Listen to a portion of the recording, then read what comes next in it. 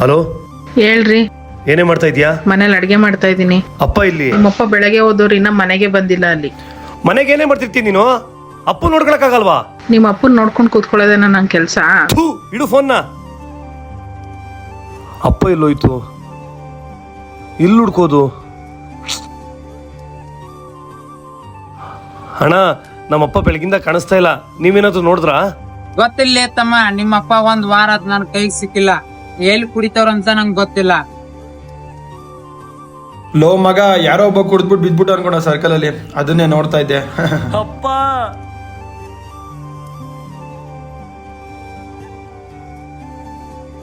ಅಪ್ಪ, ಅಪ್ಪ, ಯಾಕಪ್ಪ ಇಲ್ಲಿ ಮಲಗಿದ್ಯಾ? ಅಂತದ್ದು ಏನಾಯ್ತಪ್ಪ ನಿನಗೆ?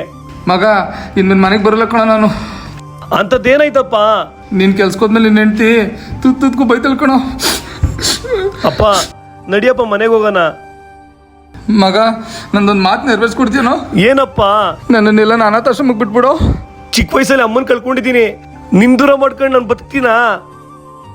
ಬಾ ಮನೆಗೆ ಹೋಗೋಣ. ಅವಳಿಗೆ ನಾನೇನು ಬುದ್ಧಿ ಕಲಿಸ್ತೀನಿ.